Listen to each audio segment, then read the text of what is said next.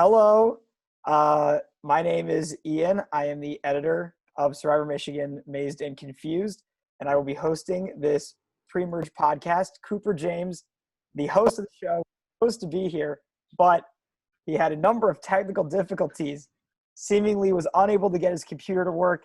It seems like his Zoom call capabilities are as bad as his beer drinking skills.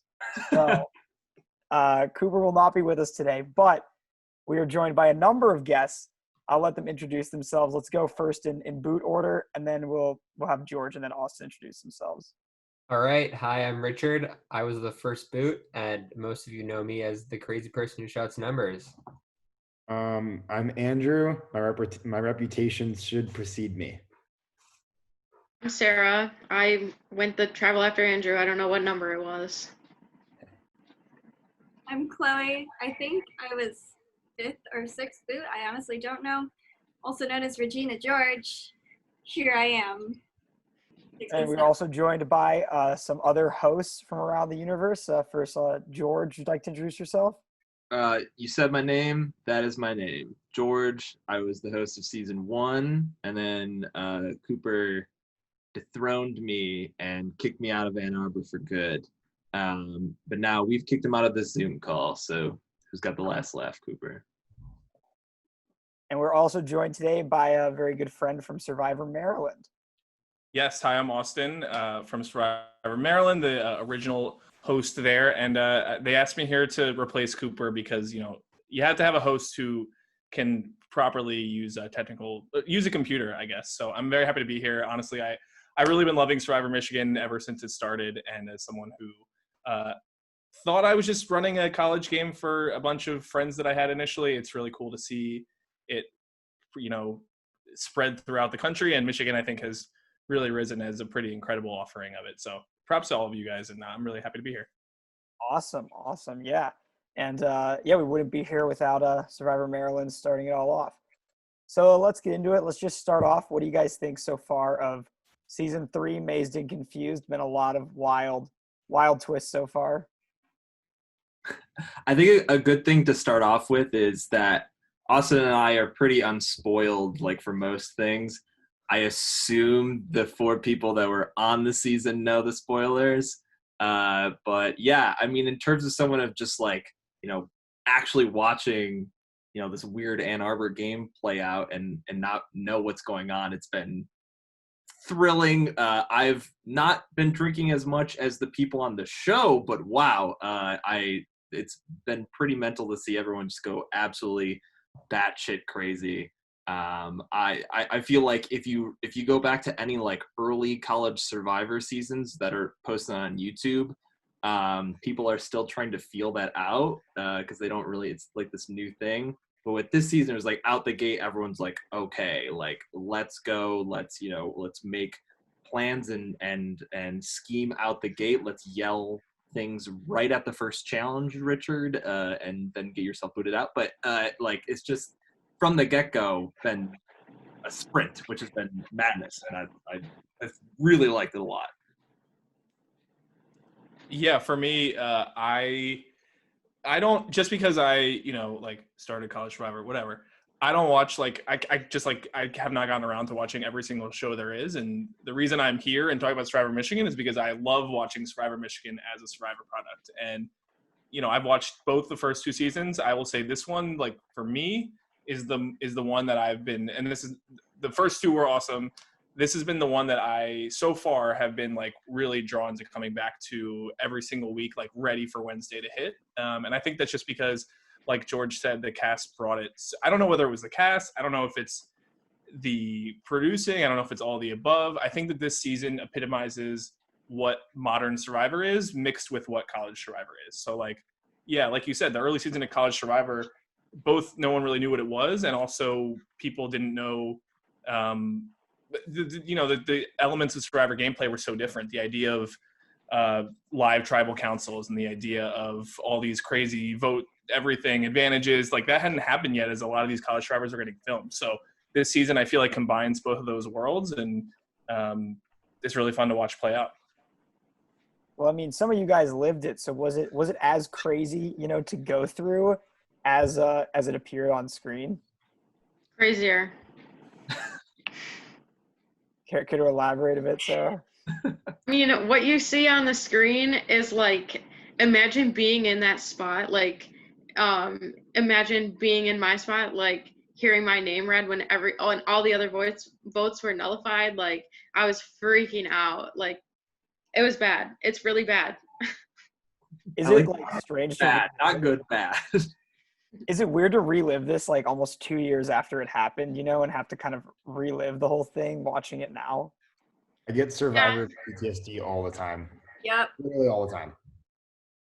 Yeah, I fully could see it like even moments after they were voted out. Like, I mean, Crouch is laying on the ground of the parking lot already like all-stars. Like, he's just like gonna be thinking about this for the rest of his life. And I think also something that's really cool, and Austin brought this up, but I think producing does obviously go into it, and like having those tribals in front of a fire pit, like even something as simple as that makes it seem even more serious or real.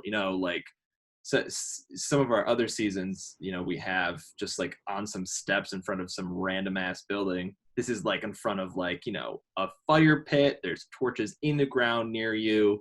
You got Cooper awkwardly standing off to the side. It's like really the full experience. And so I feel like even, with all that combined, you're just like, you're in it, you're feeling it, and it's easier to relive it, after the fact as well, probably. Well, maybe a good question to start off with for the players is like, I feel like, well, I'll say that I remember, George, we talked about, I'd asked you how like the later seasons of Michigan were, and you were like, I don't know anything about 3, which, by the way, how are you possibly unspoiled? I have no idea. Like, I believe I might know the winner, but it's because I wanted to experience it like this. There were some other bits of other seasons that I got spoiled just because, like, once I started, I was like, oh, I need to know some stuff. But, I had one season where I was like, okay, I need to just, like, keep this clean because I really want to watch it, just, like, whatever. I don't know how I did it. I don't know, but that's yeah. crazy. But I remember you saying that you were like, I don't know a lot about it. I just know that there are a lot of twists. And I think one of the things that I think was really effective about the season so far is the fact that there were those twists, because College Survivor is different than Real Survivor. And like, if you're in Real Survivor, you're forced to be on the island. You have no choice but to play the game and be there. Whereas College Survivor, it's like very easy to not be as invested. And so the people who aren't as invested usually get, weeded out very early. Whereas the people who want to be there play hard and are there, but there's always a big discrepancy in those people. So I guess for the players, my question is, was it the twist? Was it the cast? Like, what made you, because I think all of you here played very hard from right away. So what made you feel that it was okay to do that? Because a lot of people feel weird doing that right away. I don't think it was the twists, really. And I can go first. So what made me play so hard was like, there was a part in, like, what is going on? I think you're just lagging. You just like, it's fine. Oh, okay. You just completely cut Chloe off, but it was funny. It was great. Oh, sorry, I didn't hear you at all. It'll be edited out for It's sure. fine. It's Oh, fine. keep Go it for in. it, Chloe. Let's just have one of you go and then the other one. Go, Chloe. Okay, I'll start there. I was saying, I don't think it was really the twist that affected anything at that point, because by the time I got voted out, there were very few twists. I mean, I think the only thing that really happened was the swap, which obviously screwed me a lot, but I expected that would happen at some point anyway, because it happens in CBS Survivor all the time. So I don't think that really had a big impact. But in general, I think we all got more involved than we ever expected to. Like, you really get into the game and you're like surrounded by all these people and you just want to get to know them, and then suddenly they're all asking you to meet up with them, and you're like in between classes meeting with people all day, every day, and it completely takes over your life. But it's definitely stressful at the time, but I think we all had a lot of fun with just this rapid friendships that were growing like out of nowhere. We had nothing in common but this random weird experience that we were all going through together. And like Andrew was talking about, like Survivor PTSD, I feel like half the reason that we're all friends is because we all kind of shared this experience where we're all just like really stressed about it sometimes, but we all get it and we all know how to talk about it with each other. So that really brought us all very close together and very involved in the organization. Sarah, you can go now. Yeah, I think what made me play so hard is like seeing other people play so hard and be like, woo, I gotta catch up, like it wasn't it wasn't so much as a twist. I think it was more of the cast. And yeah, like Chloe said too, like people were you know, coming in playing super hard, so then you expected a 2-hour time commitment a week when you applied, and then you got into like a 12, 16 hour a week. Coming into it, I thought like most of the people that were playing hard were all super fans, stuff like that. But in talking to a lot of people after, some of them had been barely even casual fans, maybe not even seen the show. And so that's really interesting. Yeah, I guess like, you just are bouncing off all these other like coke heads and the cast. And so you have to be going that fast or else you're going to be left in the dust. But that's really cool. Yeah, I love that even the non-super fans like get like super involved like that because of just even other people. And if I could add something, I know Chloe said some people didn't expect to come and play hard. I felt the exact opposite, where I had come off in that August. I was getting my not my wisdom teeth, I was getting my tonsils removed. And that was around the same time I got into Maryland All-Stars. And so I decided I was modeling my entire game after Jordan Schubel. Yeah. And I thought it was Chris Thomas and Chris Legam. Now it's Schubel too. It's just everyone. Yeah, basically. I'll be alpha. But I decided I was going to model my entire game after that. And so, like, I think what people forget is that we play for free. There's literally no prize at the end other than the product that shows up on YouTube. And so there are varying levels of commitment between people. And so there are always going to be people that are less involved and people that are more involved. It doesn't necessarily always translate through in the gameplay, but the rising tide lifts all ships. And so even if you have one or two people that are taking it up a notch, it forces everyone else to come up a notch also. And so what you'll see is people that maybe weren't that involved start to really ramp it up, especially as they get closer and closer to the merge and they get closer and closer to the next step. Speaking of the merge, do you guys, George and Austin, who don't know what happens, do you have any big predictions, any bold predictions for the final three, or just who you think is going to do well in general, I guess, based on the first 5 episodes? I can take it, George. That's fine. Yeah. Well, I mean, when all 4 of these people come back from Edge of Extinction, obviously they're going to run the game. But of course, beyond that, I think that it's hard for me to see that the Ben and Will lovers turned quarrelers dynamic is not going to come to a head in the next episode or 2. I've certainly seen in Maryland that there have been 4 groups of 4 or whatever that seem like they're a total mess and then somehow stay together for a while by accident. I don't think that's the case here. This one seems really way too fractured. So I think that's going to come to a head, and that could only benefit the Savu Savus and the people along with that who probably could fly under the radar. With that said, I have a final 3 prediction that is totally out of left field. I'm not saying it will be the exact final 3 because it probably doesn't make a lot of sense, but I feel like one of these 3 people are going to be good. So the first is I feel like Emily Paddock is everyone's winner pick right now. So I'm not sure it's almost too obvious, but she's been really rising and doing really well over the last few episodes and is staying above the fray of the Ben and Will battering rams. And then I really like Jessie. She likewise, I mean, she was blindsided from the last vote. So I feel like she has a lot of options from that to take the time to jump ship from those people and find another, holding area. And then I also feel like who's going to vote out Dylan at any point, anytime soon? I just don't, he's just going to sit there and give the one-liners, and it seems like everyone really likes him a lot. So those are my 3 that I'm looking at I guess as the winner candidates. I feel like people like Aliza are going to do really well, but I don't know why I just don't. I feel like it's going to come up to 5th or 6th for her, something like that. That's my predictions. George, you said you had hot takes, so let's see where we're going. I do have hot takes, but I want to first fully agree with the Emily Paddock discussion. I feel my opinion about her is that she's in a very good spot. She knows it, and I feel like she's gonna blow it up. I feel like she's the kind of person she's like, oh yeah, I'm doing well. Not so far as Brady, because Brady knows he's got it going on and wants to tell us about it. But Emily's like, I know this struggle's going on. We'll see what happens. And I don't know. I feel like she's too much of a gamer where eventually she's gonna pull something off. I think if Jesse doesn't make it anywhere near the end, I'm gonna be disappointed. I need to see more of her background things. Right. Says like fuck. But Jesse's whiteboard getting the winners edit. Yeah, yeah.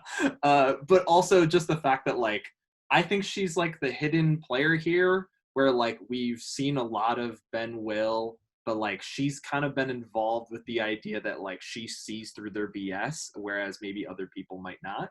And I want her involved with that somehow. So hopefully she becomes, a bigger player. She's kind of like more head straight Lavana, where she didn't really know too much going in, but she found her way pretty quickly.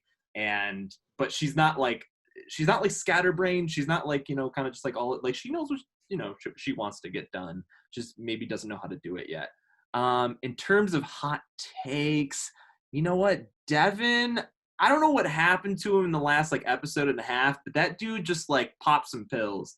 Because it was like, he was just like really coy for a really long time. One tribal council happens and he's screaming. He's like in a room with like two, I forget who else was in that room with him, but they were like on the phone. Like he's just like going mental, postal. His confessionals are more energetic. Like he has. That's what I feel like I was trying to get at with the twist. It's not that there were twists itself. It's that the twists in particular made everybody go to tribal council. And I feel like someone like Devin, and to the player's point, like him being with someone like Eliza, who is playing really hard, and she's basically taking him by the, like, like the mama cats who like fight their babies and like drag them over here. Like she's dragging him into the like play hard zone. Exactly. And like he's now so excited because once you go and experience something like that, it's almost impossible for you to not get hooked on playing it, from what I view for people, and I'm sure the players probably would agree with that. It's like an adrenaline rush that you just don't get from other things at college. So sorry, I cut you off, but yeah, that was Devin definitely has been dragged into the light.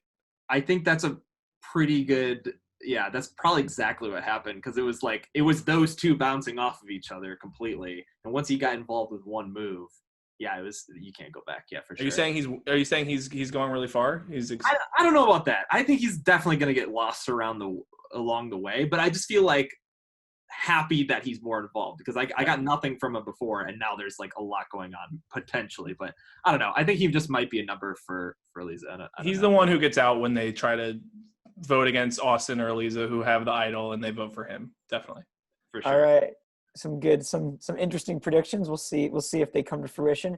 Let's move on to some of the submitted questions from people on the poll on Instagram, Twitter, and Facebook, and other such social medias. So the first one for all of the pre-merge boots: what do you think was your biggest mistake in the game? So let's go Chloe, or let's just go in order. Let's go Richard, Andrew, Sarah, Chloe. So my biggest mistake in the game was that in my mind, before like I even got to the challenge, I was saying to myself, I need to win the challenge.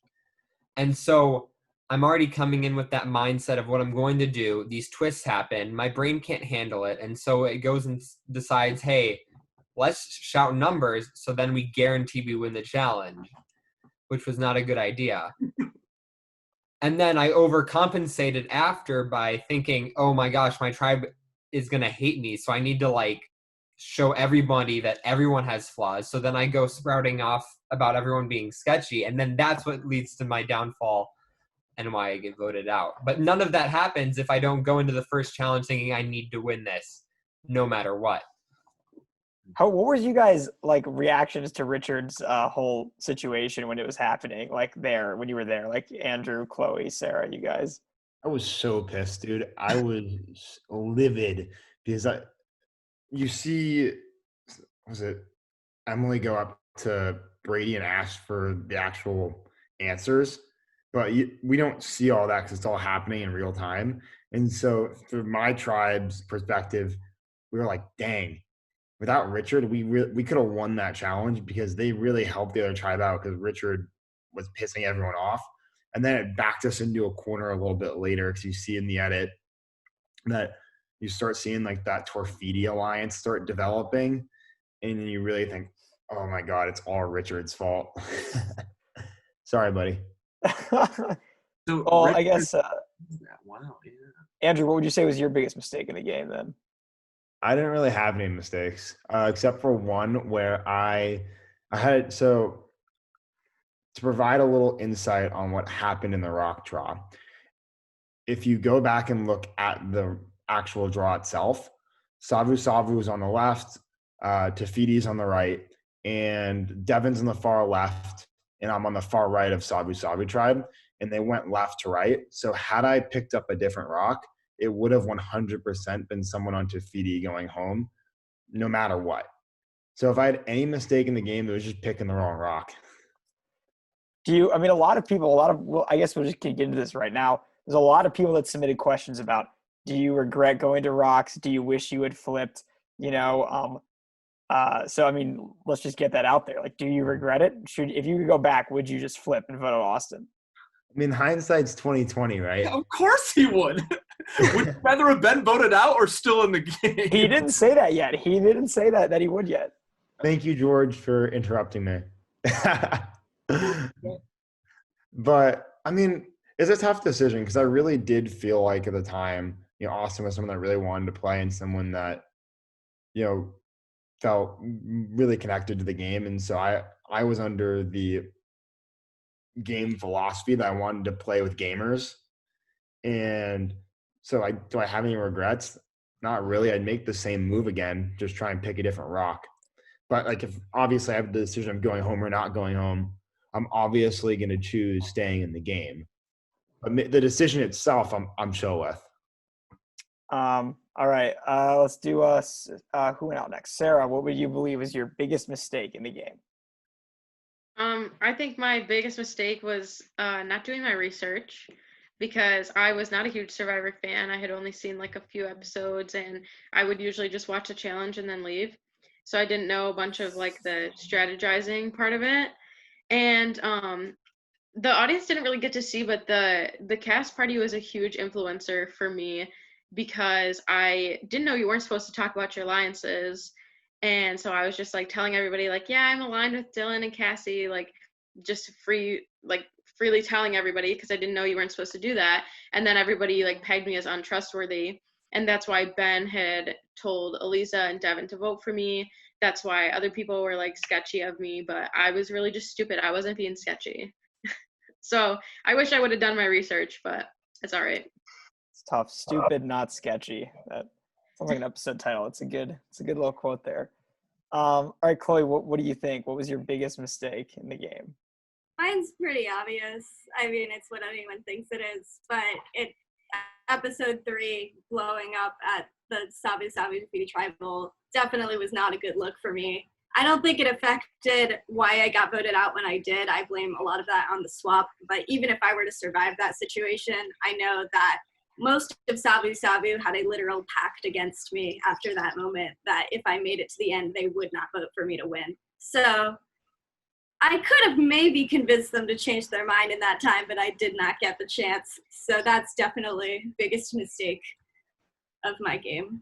Let's dive a little bit deeper into that whole episode 3 tribal council. There's a lot to dissect there. We got a lot of questions about whether or not like you or the production team in general or people who were there, or everybody expected the kind of reaction to that tribal that we saw online, which was a lot of like really, really strong reactions by people. I guess, Chloe, we'll just ask your opinion first. How did you feel about all of that? Did you expect it? Do you think it was fair or justified? No, I expected it not to be good, but I didn't think it would be that bad. Can I just contextualize the whole thing? Can I just go off on that? Yeah, of course. I'm going to do that. So basically, everything that's left out of the edit, which is completely not the editor's fault because I did not film enough, and also it's not that interesting, it's too nice. But basically, everything leading up to that tribal was after the party that Sarah was talking about. I definitely agree. I thought Sarah was super sketchy because she went around to so many people and was like, Brady and Chloe are this power duo, they're playing too hard, we have to get rid of them. And I was like, okay. So I can't trust Sarah. So Savu Savu knew about that because it was very loud and happening at the party. So in that moment, Savu Savu knew there's a crack in Tafidi and we have to exploit that crack, and that crack is between Chloe and Sarah. So they spent that entire week basically coming after me personally and trying to convince Sarah to flip on me, and it sucked. Like, the entire week, there are so many texts where, like, I quote Sabu Sabu people texting each other, like, we're just going to keep bugging Chloe until she cracks. Like, we're just going to keep going after her. We need to break this girl. Like, literally driving me insane. It was not okay. I was not having a good time.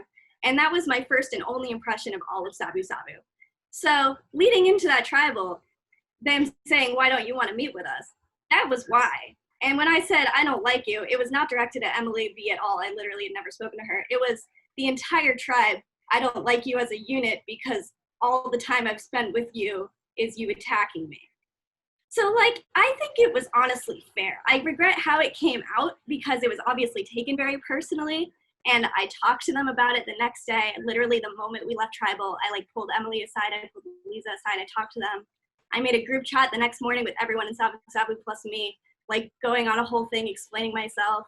I called them all individually. Like, we made peace with it immediately. So it being blown up to such a thing in the comments was really annoying because no one saw the side of, like, me apologizing the next day, me feeling really bad about it. And everyone in the comments are like, she's completely devoid of compassion. She's a terrible person. This girl needs to go home and stay there. And I'm like, Jesus. Like, it was a lot. They got really personal for no reason. So I definitely didn't enjoy that.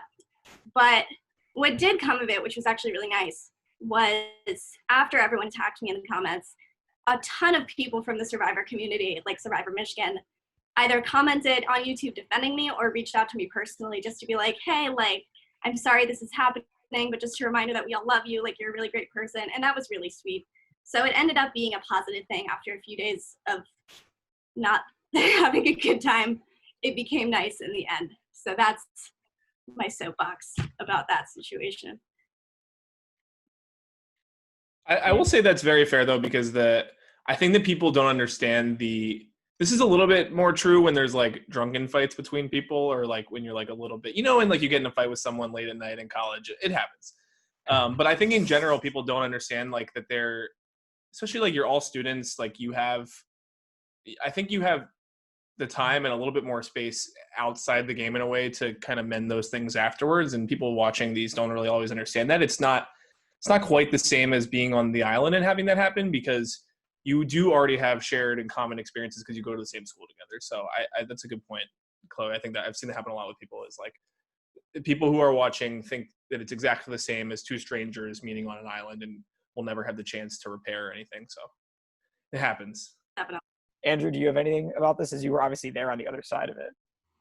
Yeah, I mean, I think people also forget the fact that at that tribal specifically, there was just a ton of distrust between both tribes, and the friction was palpable before we even showed up for tribal, just because of the twist itself. And this plays into what Austin was talking about, with the twists playing a role in the game and how the gameplay manifested, was the fact that at that tribal specifically, there were people that hadn't met each other, and people that, one of the reasons why they hadn't met is no one wanted to be seen as like a quote unquote traitor. And no one also wanted to be, if there was a traitor or someone that you were talking to, you don't give your plan to the person on the other side, because you don't want them to actually know who you're going to be voting for. So the amount of distrust had already been established between the two tribes. And so the way that it manifests, I think one of the other things that people forget is the fact that, again, like, all of us are college kids. We all have other stuff going on, but also at the same time, like, people are putting a lot of energy into passion into something that's going to go up on the internet for everyone to see. We just do it because we like doing it. So for the reaction to come out the way they did was a little bit surprising, but like, for the most part, everyone that plays is friends with each other in some way or another. Sometimes there are people that have game rivalries that are really good friends outside the game. So the two things, being able to try and vote someone out and being friends are not, they're not mutually exclusive, if that makes sense. Sarah, you were also there at that tribal. You have anything? I don't know. What did you think about all this when it was happening and when you watched it a few weeks ago? Yeah, I definitely wasn't expecting the reaction that it got. Um, I was kind of like sitting in the middle, like I was sitting on Tafidi's side, but towards Sabu Sabu. So I was like in the middle of the like Chloe and Emily B going at each other. And I was just kind of sitting there like eating my popcorn, like what are they gonna say, you know? And like I looked straight into the camera like I was on The Office, like, oh my God. And I thought that would be the reaction of the people watching online too, like, ooh, this is juicy, not like let's personally attack them. Yeah. So For the record, most Just people are definitely feel that way. random, Sarah. just It's random. always the vocal minority. Yeah. I also think a big part with like College Survivor and like YouTube and all of that is that the people watching these are typically like really big super fans that are like sometimes only there for like the strategy or something like that. And some of those people are the ones who are commenting. And so when someone does something that's like not super strategic and it's just like whatever, and they're just saying something, sometimes they take it way too far and they just like, well, I don't like this person and they're going after who I like, so I'm going to take more of that, you know, personally and comment about that. I mean, like Ben's literally talking about every episode pushing Aaron down the stairs, but because people like Ben, they're not commenting about those comments. So there's some I weird feel like stuff some there. people are. Misogyny. Some people are, but yeah, it's a little weird, but luckily, yeah, everyone hopefully knows now based on like reactions and stuff. It's just like there's way more context. You don't need to think about it like this. Like, get over yourselves. Come on, guys. It's my fault. I should have given all of you a warning having gone through it. So I apologize for not prepping you in advance because I mean ultimately know that like it's different because I think unlike going on CBS Survivor or reality TV, you didn't really sign up for this part of it. And I don't think like everyone knows like cool, it'll go on YouTube someday, but you don't know if that's going to be 5 viewers or 500 or 5,000. And most people who are watching it like you, I know, especially like I know Chloe and Cassie got a lot of hate. I have a bunch of friends who have like, I love Chloe and Cassie and they're very fun. So it's always, it's very easy to latch on to the negative more than the positive. But like Richard, I thought you brought an amazing energy to the game. I know a lot of people like, it's like sucks to have everyone pick fun at your one thing, but like most people who are watching are enjoying it or they wouldn't be watching at all. And the thousands of viewers versus the 3 commenters who say something really nasty or just know that exists, even though it doesn't make the negative stuff easier. shifting gears a little bit, but staying on this tribal to the rock draw again. Andrew, one thing that people asked was if you really were considering flipping or if we just made it look that way in the editing. So, you know, could you maybe talk about that a little bit? Were you really considering flipping going into that tribal? You know, you said all day, there's no way I'm going to rocks. Was that true? First and foremost, the editor did a great job. And secondly, yes, I was really considering flipping. That was a preposterous situation. It was just probably one of the dumbest things that's ever happened in any version of Survivor ever, going to rocks with 15 people left. And one of the things I said after the fact was, yeah, if that's for $1 million, there's no chance I'm even putting it up for risk and going to rocks. But the reality is this is a social game. The College Survivor is much more social than the actual version of Survivor is. And one of the reasons why is because you're not stuck on an island where you can see what everyone's doing. There's a lot more stealthness that needs to go into the game. So it's very nuanced socially. And so the social aspects of the game are multiplied by 1,000. And so one of the things that impacted my decision was the fact that I had grown really connected to my tribe. And that was something that I felt I didn't want to do to people that really cared about the game in a situation where the game, quite frankly, again, no one wins anything at the end. And so, yeah, why not? Let's go to rocks. Let's do it. Why not? Cool. We have a few questions here about just like the editing process and stuff. Somebody asked for the host, how different is it watching a season versus editing one? Are there things you feel like you would notice or see that other people haven't noticed, you know, based on you've edited a season before, you sort of see what goes into getting the sausage made? Yeah, this was, you know, one of the big reasons why I try to stay unspoiled is because I wanted this different experience. for starters, just for funny stuff, it's great seeing like some of the B-roll that I had like used again. So I'm like, oh, I know that angle. I see what's going on here. So that's fun. But I don't know. I think what's so unique about like either hosting or editing and then watching, especially now watching it in places I know like Ann Arbor, is like these people are around our age, and when you're editing it, they just seem like characters, at least to me. I mean, you grow close with these people and they're your friends, but when you're editing, you're just deep in hundreds of hours of footage and you're just like, okay, I have to make it look like this. When you're just watching it, you're like, oh wait, like these people are just my age and they are my friends and they are just like, doing this crazy thing. It seems so much weirder when you're watching it, especially unspoiled, because editing, you grow numb to it, but watching it, it's like such a unique experience compared to like the CBS show, I feel. Well, I feel like the way I watch it, no one really wants to know what's going through my brain during it, because like the amount of music I have titles memorized and like every sound cue drops a certain way. So like I get really like, I was such a perfectionist about that stuff where like if there's a music clip that I use at a certain portion or like that I know came from like a tribal or something and then it's used in this portion, I'm like, no, it's not supposed to go there. So that stuff is like, it honestly makes it harder to watch and I hate myself for it. I need to turn that off. But I do find myself sometimes wishing I was spoiled, because I know, I've talked to Sam a bunch about your all's process, and I know how, like, I know for me, when, especially as I got to my later seasons of editing, basically every second was intentional for some reason or another. Either it was just a very fun thing or it had a direct statement that had implications for the future. And I know you all are taking that much care into it and that these things do have ramifications, but I just don't know where those are. So I find myself almost wondering that I was spoiled so that I could appreciate the arcs that I know you're building. I do feel like I can get a sense of where some of those are going. Like we talked about Ben and Will a lot, or a little bit earlier.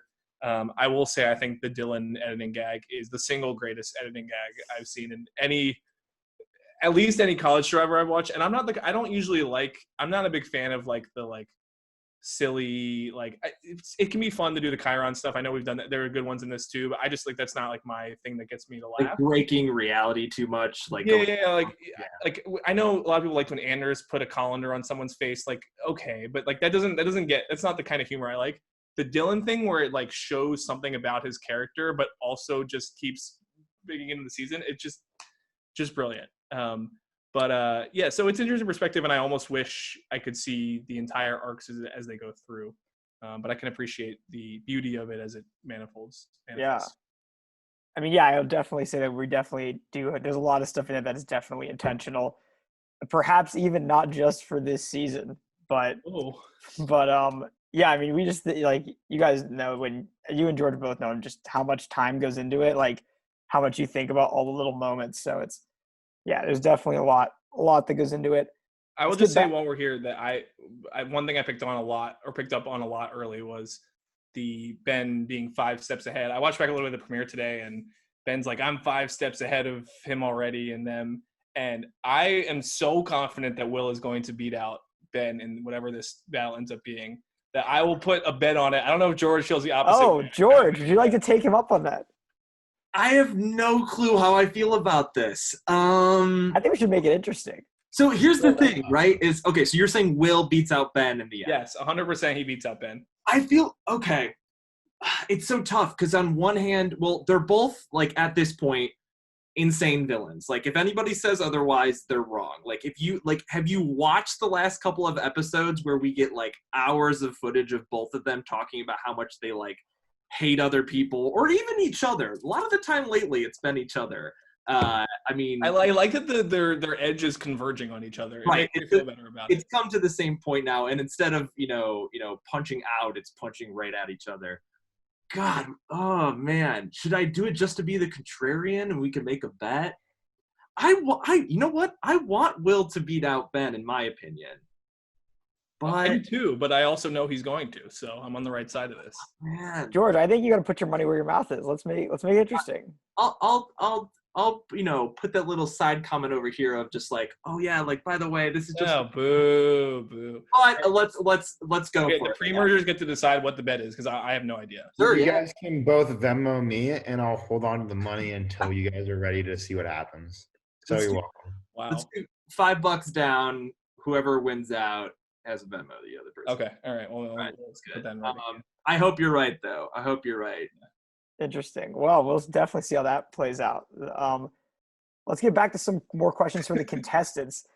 This one is for Sarah and Chloe. Who was Cassie closest with on Tafiti in the pre-merge? If Tafiti had gone to tribal before the swap, and then at that point it would have been Dylan, Sarah, and Brady and Chloe, who would Cassie have sided with, do you guys think? So, I can take this one. Playing the game, I would have had no idea. But going back, like after it had aired and stuff, Cassie messaged me, like she texted me when my episode aired, and she was like, I don't know if you knew, but like you're my closest ally at that point. I was like, I did not know. Cool. And yeah, she was very sweet. She sent me a really, really nice text. So I think she would have sided with me and Dylan, but if I was still playing the game, I would have had no idea. Chloe, what did you think at the time?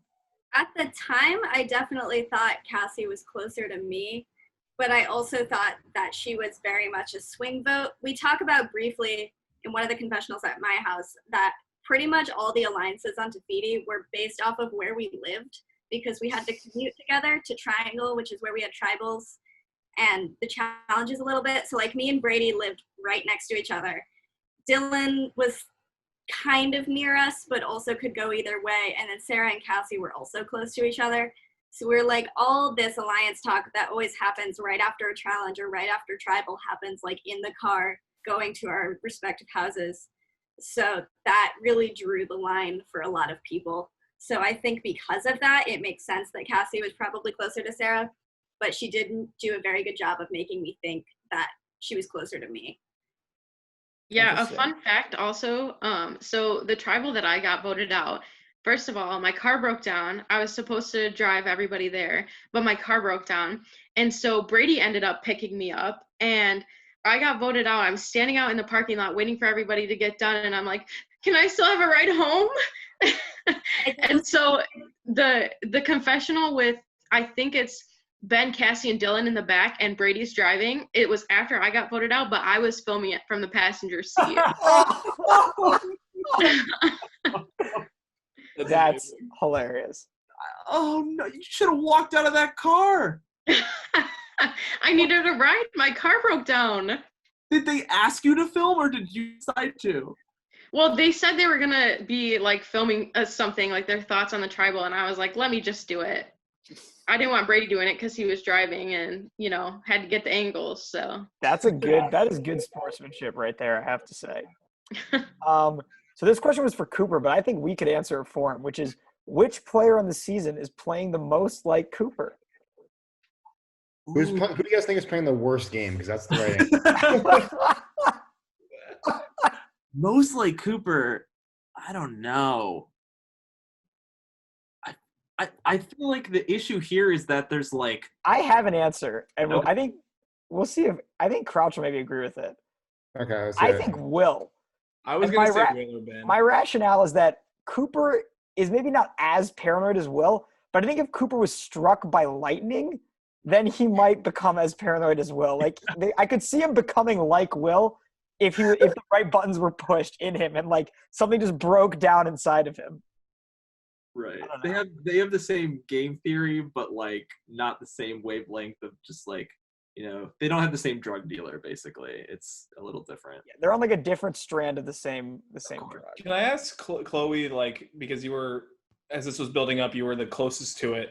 Were you aware of this Ben-Will dynamic going on? Like during Or- the season? Yeah. I knew, yes. I would say yes. Because at the party that all these things happened with Sarah, there was one point where Ben pulled me behind the house. He brought Will with him. And it was meant to be like the three of us talking of like forming the 6 alliance that was kind of forming that week. And what it ended up being was the two of them just like going at each other the entire time. And I honestly have no idea what they were talking about. I didn't at the time. I didn't later on. They just kind of talk and they keep going. And Will comes up with these theories that are absolutely never going to pan out, but he just keeps thinking about them. And then that's why the whole Will syndrome thing came about. I actually didn't come up with that. Emily P did, and then pinned it on me because she thought it would make me look bad. That's classic Emily P. And it did.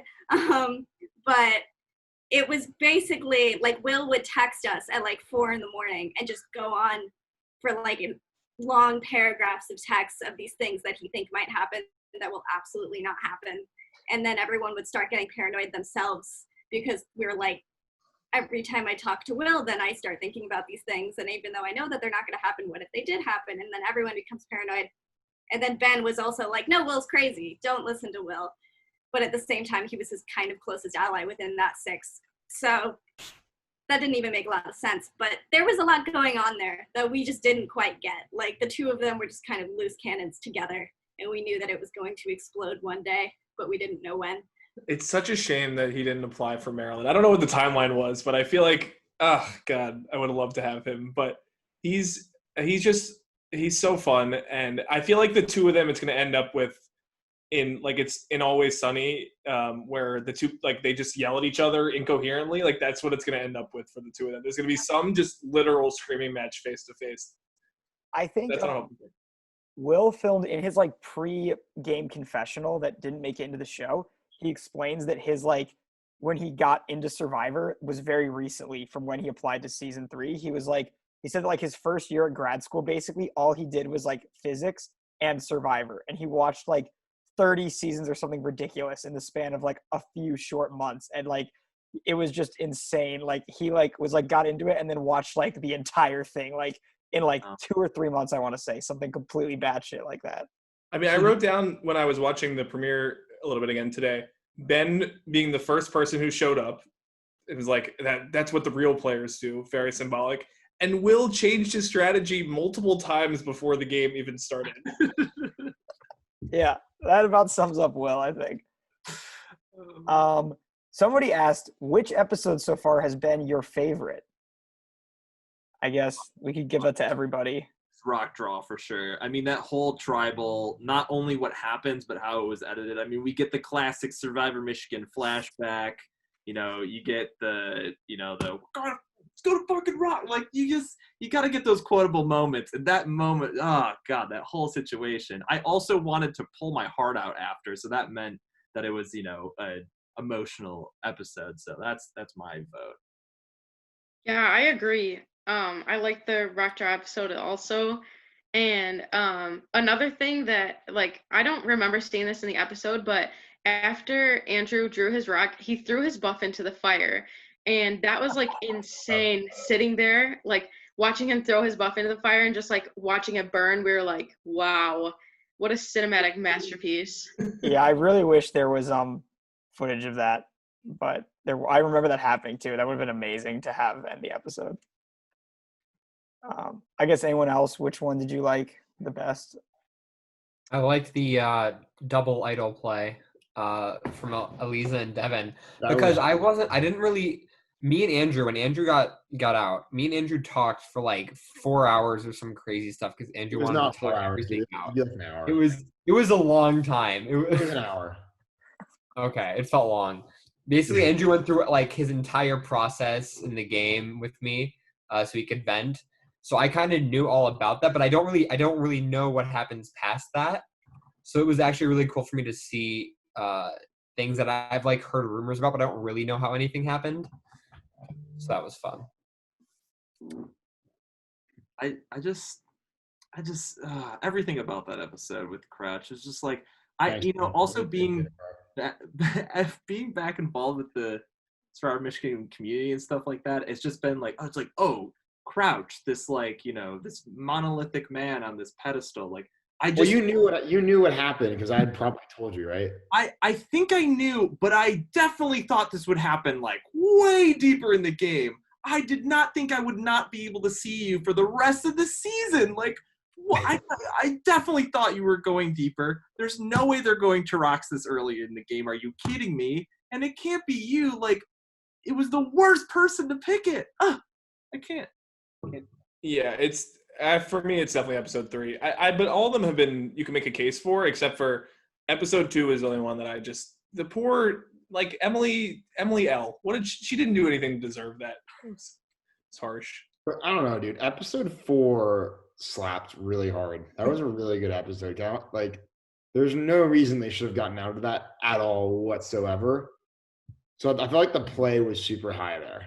Oh, Yeah, let's talk about that for a second. Do you guys think that the strategy at that tribal council made any sense at all? So what were the producers like? Did they know going into that tribal that this was going to happen, and how did they decide like what they wanted to do with that? Yeah, I'm pretty sure that it had just been decided, like, we'll announce what idols are idols when we usually do after the votes are cast but before they're read. But that, like, for me, the part about that honestly I think sells it the most is when Devin, like, looks off at, like, the producers and he's like, yo, like, Kevin, like, you've got the video, right? Like, you can show them the video of them, like, finding it. And he, like, knows that they're not going to show the video. And that, to me, was, like, the part where, like, we cut it out because, like, we were cutting things for time. But there's a whole part where Dylan looked at the paper that Devin had and just goes, real. Like, and you could just see in Brady and Dylan's faces, they're both just like, fuck, like, yeah, it's real. Like, they got 2 idols. Like, what are we going to do? And I stand by that, like, Devin turning and saying that is what, like, sold it completely. But I don't know. I feel like I will never really understand why Brady thought it was a good idea to, like, have Ben play his idol in that. Like, I don't know why they voted for Ben. Like, Sarah, could you shed some light on that? I still don't quite understand it. I think because we were under the impression that both Eliza and Devin's idols were real, we had to put on some votes of somebody that, you know, potentially didn't have an idol. It turned out he did, but I didn't know that at the time. So, you know, if we weren't going to vote for our own Tafiti, then it had to be Ben. But as Brady, like, knowing that he had an idol, I don't know why he did that.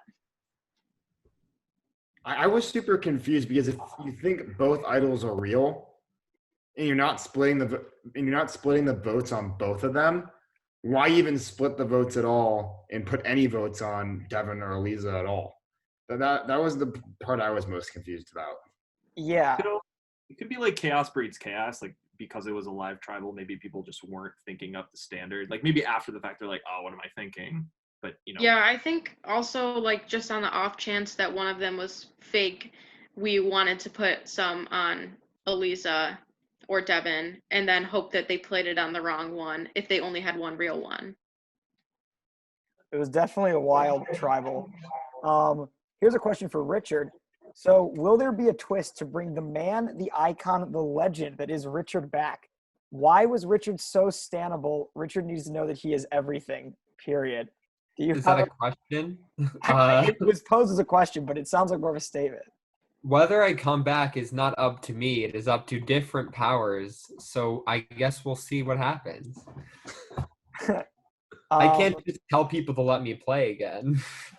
For the contestants, what's a fun moment from the season that you remember that did not make the cut of the show? Yeah, this is your time to yell at Ian. I was looking at a cemetery at like 2 a.m. for an idol. Did you find it? That's very shootable. Did you find Obviously not, or I wouldn't be here. some bones? No, I don't. Yeah, because the cemetery has this big stone gate, and so I was thinking it might be there, and I was just looking everywhere. So I'm there at like 2 a.m. outside the cemetery, just digging. For mine, I'd say me and Paddock getting pulled over after Emily drove the wrong way into a one-way twice in the same night. That was how that happened. It made it in the trailer, but not the actual episode. Yeah, it was in there originally, which is how it made it into the trailer, and then somewhere along the way it got cut. I don't quite remember what the rationale was, but it wasn't there. I don't know. I think we didn't think it was that funny. I don't know. It wasn't the time for us. We really, like, I thought at least that we bonded over that moment because we were just kind of dying, wondering how on earth this happened. She had never been pulled over before. And in that night, she was just driving absolutely terribly. So we also almost drove to the ER that night after Steal the Bacon because Dylan flipped her completely during the challenge and she fell on her arm. So that was quite the night for us in general. But it was a big bonding moment until she completely backstabbed me the next day. I forgot about the fact that the part I was most pissed about after getting voted out was the fact that next challenge was Steal the Bacon. It was such a college survivor classic. That was the part I was most angry about. Wait, I have to defend myself really quick because I've gotten many messages of why didn't season 1 have Steal the Bacon? Are you an idiot? Every other college survivor does it, including the seasons after yours. Listen, it was me, maybe one other person, and sometimes like my dad. If anybody got hurt, I don't know what was gonna happen. People were gonna probably just walk away and never talk to me again. I was already fighting to get these people under control. Wink, wink, Akshay. And just the fact that any of them could just like break a bone, there's no way just me could figure out what to do with that. So Wow, I can't imagine running a season by yourself and running Steal the Bacon. Sounds impossible. Austin, did you have like some other friends that were filming and stuff? Just Not in Lacan. season 1, that's for sure.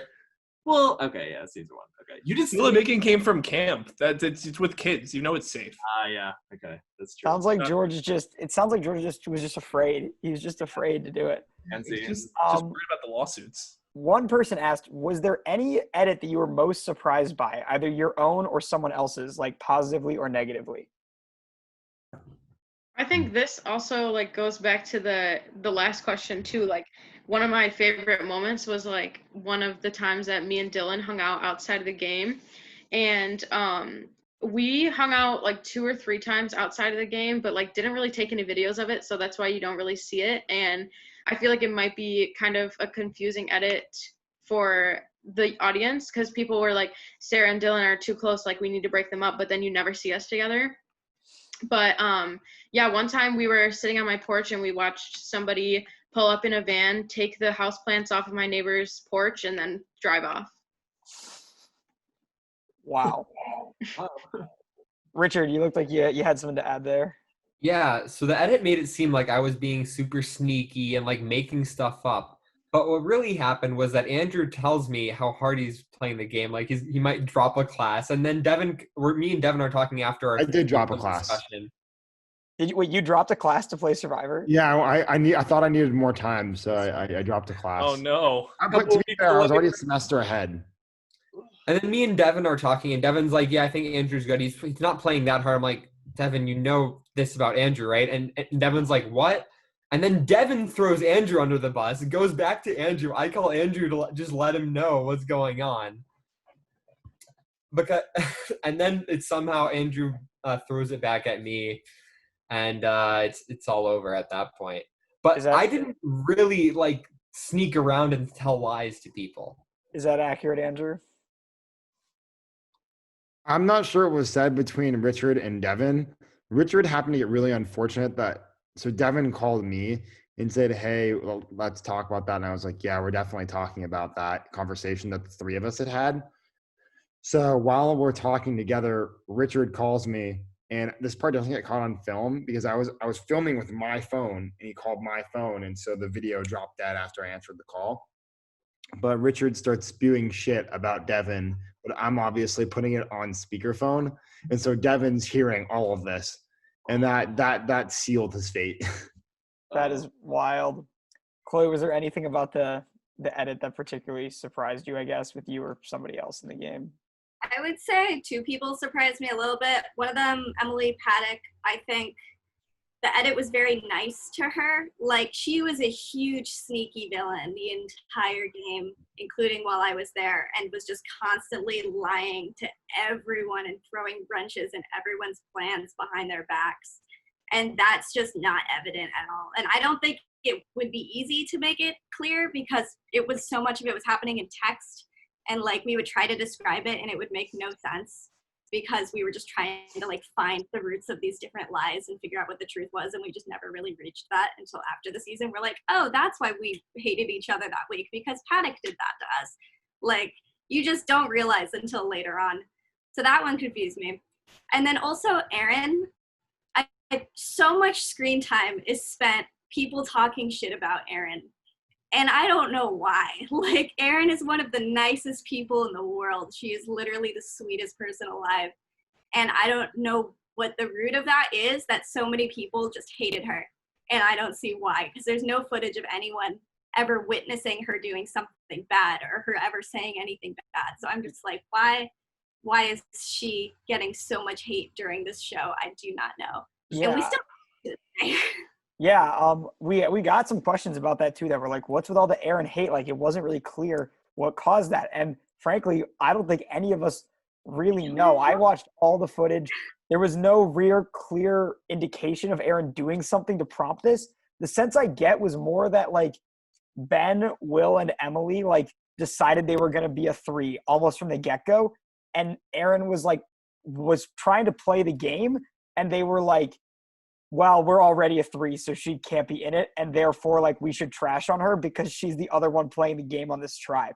So I think it was almost like a if she's not with us, she has to be against us type of deal for them, and they just felt like they had to like go against her so early for that reason. But they don't even really just talk about it in that way. It's only ever discussed as like, oh yeah, of course we want Erin out. We obviously want her out, but there's just no real. I don't know. There isn't really a real rationale for it. I don't get it. They just latched onto these things too. Like they completely blame her for not throwing a challenge that was literally meant to get rid of her. And Yeah. like, why would she have thrown it? Like, oh my god, I can't believe she tried in this challenge. And I'm like, of course she did. Yeah. She's on the bottom. Like I literally don't get the rationale at all. And it's not even a personality thing because Ben and Aaron are very close friends now. So I don't see why. I think Ian makes a good point though. Like I feel like especially those 3, like Ben, Will, and Emily, like I feel like they can definitely get in their own bubble probably in terms of their gameplay. I don't know if you could tell, but like Ben and Will at least need an enemy in the game. Right. So And when they were together, it has to be someone else. And once they turn on each other, then it's each other, you know? So like everything that was not within that bubble was like devil spawn, and they wanted to like make it that way so that they felt good about the fact of what they're doing. Like it was like justifying why they were going after these people, and you don't need to justify it. It's just a game. But I don't know. I think it's also just like who they are. They want to be that on-screen presence when they're recording themselves. Brady's got the same thing going on where it's like he wants to be that villain character. He wants to be giving those hot takes about just like, oh, these people can go jump in a hole and die. Like, I'm here playing the best game. So that's. Was there a quota for physical threats in confessionals that people sent in? Because I even saw Sam send me like a snippet of some of like the editing notes that you guys have, and there was like this one is like Ben says Aaron something, and I was like, that one didn't even air. There's like a whole cutting room of. There's so much footage. Will and Ben also filmed a ridiculous amount of footage, and so much of it is just them crapping on people for seemingly no reason at times. Going back to the Emily Paddock thing, one thing I will say that was like really sneaky, subtle she did that like gets almost glossed over with the whole Will and Ben thing is I think in the most recent episode, there's a scene where she's telling Will that Ben wanted Will out, and then it just cuts to her and she's like, I don't know if that was what Ben wanted or what I wanted, but like after that it's just a fact that Ben wanted Will out, even though like in the moment it totally was both Ben and Emily, and she just somehow skates by this completely without anyone really caring. Here's another question we have, which is maybe more directed towards George and Austin. I'm a high schooler who loves the show. It occurred to me I could start a club at my high school similar to College Survivor. I'd probably aim for more 15 to 20-minute episodes. How many people are really working behind the scenes? What advice would you have for anyone trying to do something similar? And am I crazy for thinking I can make a halfway decent club based around this? We also got some similar questions from college students. So just in general, what would you say to anyone trying to start their own Survivor-based thing? Don't. No, I'm just kidding. Oh, that's totally a joke, obviously. George, you can go first. I don't care. Yeah, I don't know. I mean, it's definitely different. Like, depending on what time it was, we had, no one or a bunch of people. It can run either way. So you definitely can have as many people as you think you need. It's not, a huge detriment to not have a bunch of people as long as you just like set things up right. Yeah, do it. Why not? I mean, definitely get some. I feel like if it's in high school, you might need to get more passionate people because, or people that are fans, just because, they might not take it as seriously in high schools because they're doing other things. They might think it's just like trivial. So that would be my recommendation. But there's no reason not to. Yeah, absolutely try and do something like that, especially if it's in college. You have so many people that you can choose from. Yeah, I would say if you are, I get to ask this a lot. If you are on the fence about doing it, make sure you are 100% committed and sure. And if you are, then 100% do it. Like it takes a lot of effort, whether you have an executive team crew or not. Either way, it's going to be a ton of effort for you as the host and creator. So you have to be ready for that, and you have to be flexible around a lot of people's schedules. For the high school question, I would say I think, and the first time I actually ran a Survivor thing I think I ran an online game once, but first time I ever ran a real life game was for a youth group chapter that I was in, a Jewish youth group, where we did a weekend, maybe a 1 or 2 day game. And that like gave me kind of the ropes to run and see what I could do with that. And so I would highly recommend doing something like that versus a whole semester, because I think it could work in high school, but I think it's, especially at that age leading something, I would do something a little bit smaller scale to start and not even worry about the TV product, because that part is not as important as the people's actual experiences. The college one, and even in general too, the pieces of advice I always give are find competitive people, because I mean, look at the Michigan 3cast. Like if you find people who are going to be invested and going to care, and whether they've seen Survivor or not, if they're naturally competitive, they're going to try to be part of this and invest themselves in it and try to win. So that's the number one thing.